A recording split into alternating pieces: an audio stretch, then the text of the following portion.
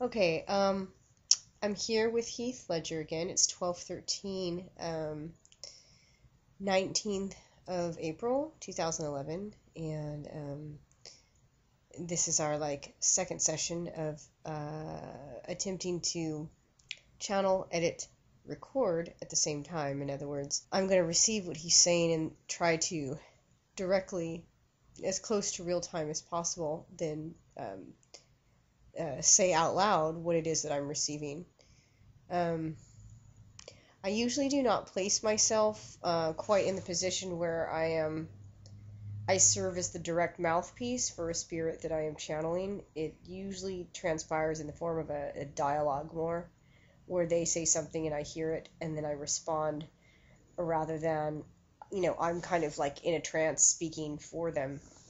But I'm seeing that there might be some benefits to kind of doing that, to learning, to becoming more smooth and adept at that, in terms of documenting what it is that Heath or anyone else on that side may wish to share with me. Yeah, it'll be much easier to make it kind of like a monologue than a dialogue in that way. But you know that pure channeling, you're not even supposed to have a conscious, the medium doesn't even have conscious memory of what's going on. Okay, so right, okay, go at it, knock 'em dead. It's supposed to be some sort of a me on the other side joke. As I was saying it, yes, it was just, you are more than welcome to just kind of in and out, float in and out of whatever way of transcription that you would like. I honestly do not see how you do this without the person on this side, on the other side, feeling increasingly self-conscious. So, please interrupt me. I so want you to interrupt me now, he says. I so don't know how to keep the conversation going now. I usually interrupt him multiple times by this point without him getting like 3 sentences out of his mouth. Poor thing. Wondering if you would be open to the idea of possibly giving me some questions or something with which to respond to. Excellent idea, Heath. Let's see. Yeah. What are some good questions for you to respond to? Let's see. Okay, what does an average day for you consist of? I guess you had already made mention of tending to, people on that side, yourself included, tend to spend a lot of time in self-reflection and to placing yourself in the perspective of people that you knew when you were alive. You care to elaborate more on that and tell me a little bit more about that? I started to say something and then sorry, he says. I'm striving to give you a sort of pertinent answer. I don't mind you talking conversationally, though either. This is a little different the time before just now, because I really did feel like the need or the pressure to kind of get the message that you have had for me. So this can really transpire however it naturally does, which will probably be quite circuitous. So this is Seraphine, by the way. Don't quite know how to. Wish I could kind of get a sense of you. I know that a lot of the mediums that I've met, they start to talk in a funny voice when they're channeling.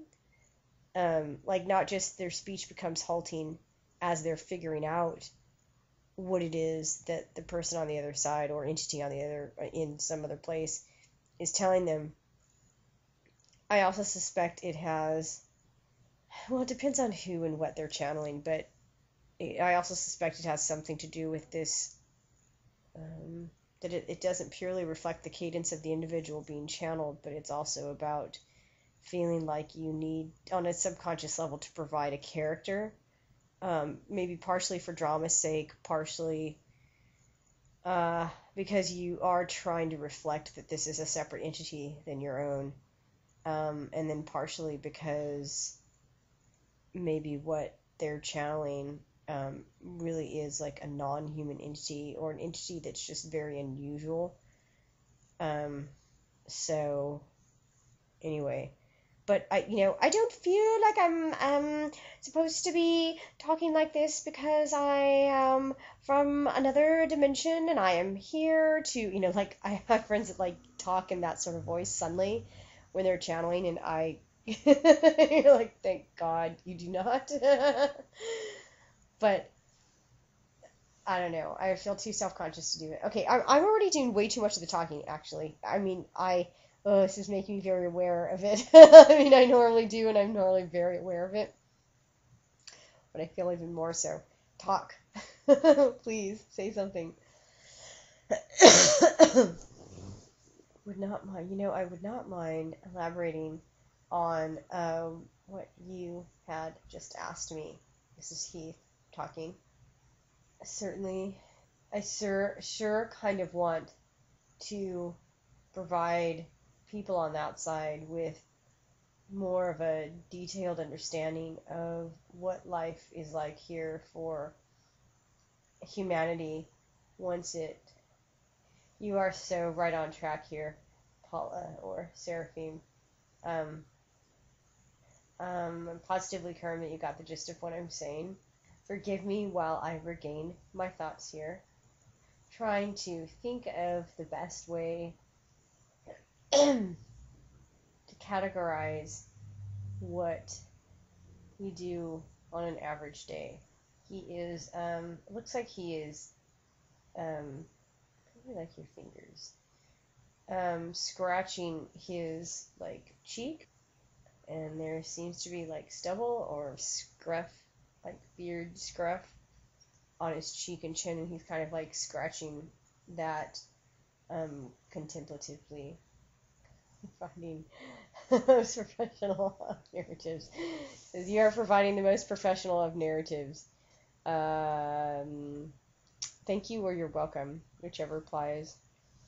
I think I know what topic I want to resume this conversation on, or aspect, or something. Yeah. Okay. Yes, please. You are hearing me compliment you on how great of a job you are doing by managing to receive and reflect back the words or things that I am saying at one and the same time at once. I positively confirm that you are accurately getting me. Thank you. Thank you, Heath. Something that I feel would be of interest people on your side is that while we spend a lot of time reflecting on the type of actions we would commonly perform. Okay, hold on.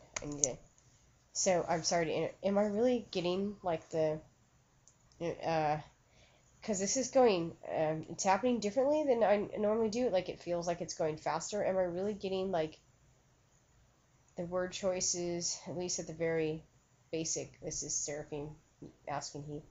At the very least, the basic gist. I mean, I'm really, like, basically on track with this. Okay. Yeah, okay, never mind. So, I'm sorry to interrupt. Please go ahead. So sorry for disrupting your train of thought. In spite of the fact that we do exactly that, it's also ample amount of time spent in relishing the positive effects of our actions when we were there on that side. Wow, that is so awesome. Really, the afterlife is not something that is spent exclusively. The afterlife is not something that is spent exclusively. The afterlife is something that is not spent exclusively in soul contemplation of every mistake that we've made.